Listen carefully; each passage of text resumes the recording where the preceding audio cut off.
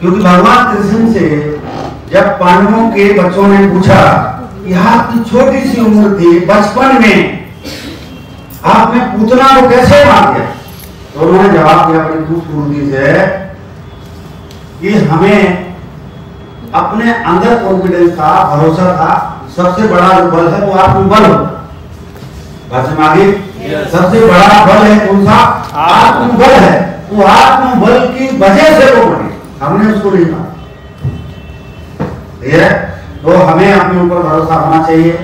फिर सामने वाला आपको डिमोटिवेट नहीं कर सकता, आपको अपने रास्ते से नहीं कोई भटका सकता है। भटकता नहीं है जिसको खुद के ऊपर भरोसा नहीं होता। कोई भी आगे आपको सलाह देके चला जाएगा और आपको खुद भरोसा नहीं है, हुक्म के चक्कर में तो आप पड़ जाएंगे। एक हुक्म हमको भटका रहा है, वो तभी भटका पाएगा जब आपको अपने आप ऊपर भरोसा नहीं है, अपलाइन पर भरोसा नहीं, कंपनी पर भरोसा नहीं। ये बात है।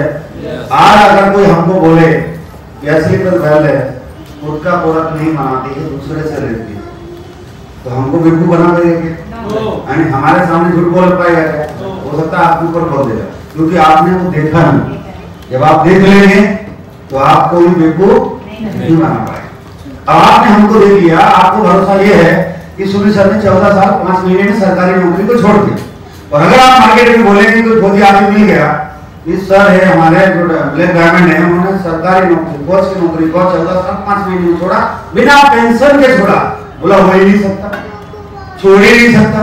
और एक जवाब तो ऑलरेडी पहले से आई चुके मार्केट में, बोला ऐसा कोई आदमी हो ही नहीं सकता जो 14.5 साल की नौकरी को छोड़ देगा। क्यों नहीं हुआ? मैं हूं। तो आपको पता है, जानकारी है, तब तो आप उसको बोले बोला हुआ है 100%, वो 100% हुआ। ये बात है। मैंने बोला चेक कर ले रिपोर्ट में जाकर के, तो यही करना पड़ेगा। ये बात है। मैं आपको जानकारी दे दूंगा कि कैसे चेक करेगा। ये सब चीजें क्यों आएंगी, कैसे आएंगी? जब आपको खुद के ऊपर कॉन्फिडेंस बहुत जरूरी है। सबसे बड़ा बल है हमारा आत्मबल, उसी से रिजल्ट आएगा। उड़क का भी रिजल्ट उसी से आने वाला। आपको जो शिमला का टारगेट करना है, अगर आपको खुद के ऊपर भरोसा है तो आप कर पाएंगे, नहीं है तो नहीं कर पाएंगे। आप सुबह निकले, आपको भरोसा है कि मैं शाम तक 100 भी करूंगा, 300 भी करूंगा, 400 भी करूंगा।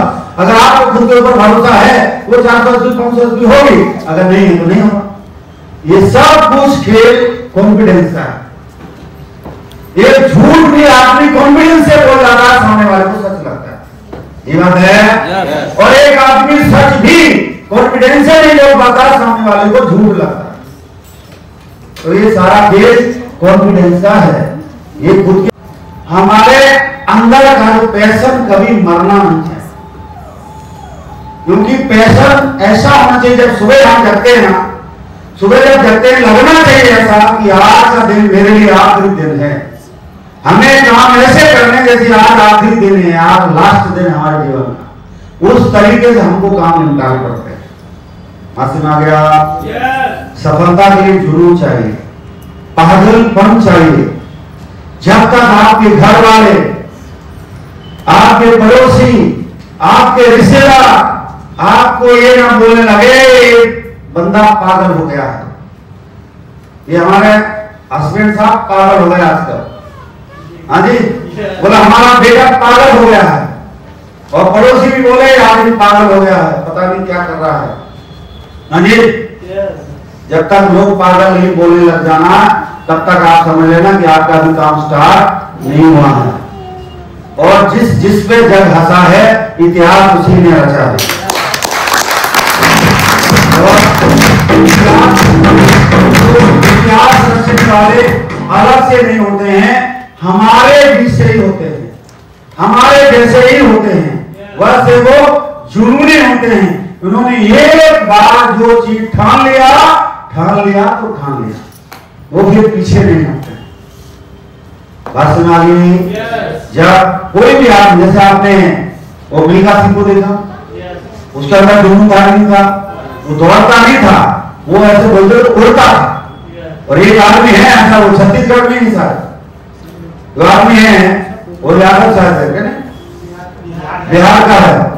वो बंदा भी कितना किलोमीटर था, 40 की स्पीड में, 50 की स्पीड में भी दौड़ता है। वो दौड़ता नहीं, उड़ता है। लोगों को अपने काम के प्रति किसी एक फील्ड में महारत हासिल करके उसमें जुनून सवार हो जाना चाहिए। उसको बोले भूत सवार हो गया, चाहे वो भक्ति में हो, चाहे वो काम के लिए हो, चाहे वो किसी भी, चाहे पढ़ाई में हो, जिसको भूत सवार हो गया, भूत सवार हो जाना, फिर वो उल्टी सीधी बात करता है। वो तो बात सीधी कर रहा, वो तो बात सही कर रहा, लेकिन सामने वाले को उल्टी सीधी सुना जाती है। अभी मैं कल परसों एक वीडियो देख रहा था, एक 3 बच्चे थे, उनका जो पिताजी थे गरीब थे, तो पहले क्या हुआ था, ठीक ठाक चले, प्राइवेट स्कूल में पढ़ते थे, फिर वो बच्चे जो है सरकारी हॉस्पिटल में, सरकारी स्कूल में कर दिया गया उनको, क्योंकि उतना पैसा था नहीं, फिर वो सरकारी स्कूल में आ गए। सरकारी स्कूल में 12वीं तक पढ़ने के बाद जो बड़े वाले बच्चे को पेन बेचना पड़ा, वो पेन बेचने में माहिर हो गया, वो पेन बेचता रहा, फिर छोटा वाला भी उसकी मदद करने लग गया पेन बेचने में। तो धीरे धीरे क्या हुआ, एक बार 12वीं में किसी का कुछ केस हो गया तो जेल में भी जाना पड़ा, फिर से आया, उसने पढ़ाई शुरू किया। पढ़ाई शुरू करने के बाद उसको लगा कि पढ़ाई में कुछ नहीं होगा, उसके घर में क्या है, बड़ी बड़ी बात करता था, मैं फैक्ट्री लगाऊंगा, मैन्युफैक्चरिंग खोलूंगा, बड़ा आदमी बनूंगा, ऐसी बात करने लगे लोग।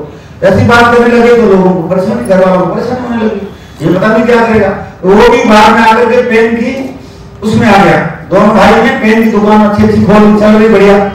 अब बीच वाला जो छोटा वाला था वो बोल रहा ऐसा करते पेन की मैन्युफैक्चरिंग खोले।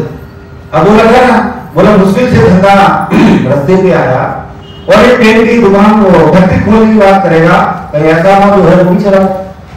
तो घर वाले खिला, फिर उसने क्या किया, अगर बोला पेन के धंधे में रहूंगा तो घर में लड़ाई हो जाएगी, पेन का धंधा उसने छोड़ दिया। फिर वो क्या किया, केबल वाली टीवी में उसमें नौकरी करने लग गया। पापा नौकरी कर करके अपना काम करता रहा। फिर उसने क्या किया, खुद का वो व्यापार चालू कर दिया, वो केबल टीवी लगाने लगा। उसको क्या धंधा निकालना आता था, काम करना आता था। फिर वो धीरे धीरे क्या किया, ये जो केबल टीवी को वो बनाने लगे, टीवी वगैरह इसमें वो इंजीनियर था ही, उसको बनाने लगे। बनाने उसे घर में इन्वर्टर था, उसका प्रॉब्लम आ गया। वो मिस्त्री से ले जाता था, 2 दिन के बाद फिर खराब हो गया, फिर ले जाता था, 2 दिन के बाद फिर खराब हो गया। ये चलता है। उसने क्या किया, वो इन्वर्टर को ले जाकर अपने लैब में लेके चला गया। वहां पे उसने देखा, सबको बताया कि इन्वर्टर बनाना चाहिए। उसकी टीम वालों ने मना कर दिया, इन्वर्टर बन नहीं सकता। उसने बोला बनाना ही पड़ेगा। फिर उनको टास्क दिया, इन्वर्टर बनाया। अभी प्रेजेंट में पूरी दुनिया में सबसे ज्यादा सुकून का इन्वर्टर बेचा जाता है। क्या सुकून